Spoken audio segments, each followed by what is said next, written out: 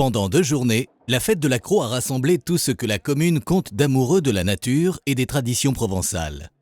Alors la fête de l'Accro se prépare d'une année sur l'autre. Chaque animation, donc chaque temps fort, on récupère 800, 1000 personnes, notamment pour le spectacle, à peu près 800 personnes, le spectacle du soir. Le repas, c'est quasiment 1000 repas servis.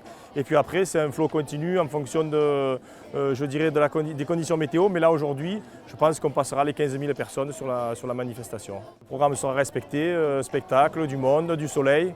Donc c'est parfait pour nous.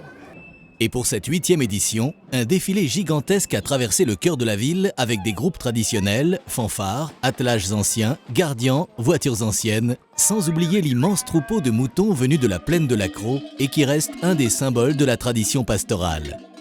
Également invités, les associations phocéennes et arlésiennes présentaient dans la parade les costumes d'époque pour rappeler à tous le patrimoine des ancêtres ancré dans l'histoire régionale.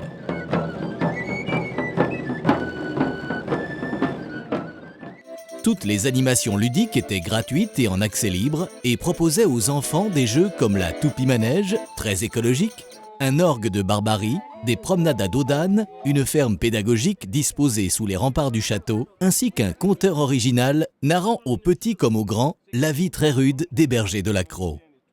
Après le passage devant le marché des artisans, l'arrivée du défilé s'est terminée sur la place des producteurs, aménagée de chapiteaux pour recevoir le banquet géant en l'honneur de tous les participants et des phocéens amoureux de la culture provençale.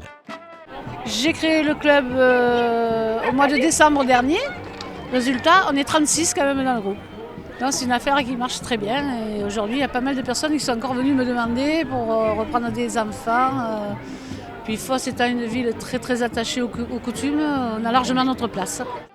Là, une dégustation traditionnelle les attendait. Un repas préparé aux saveurs et couleurs de la Bulgarie, pays convié aux festivités cette année par la municipalité.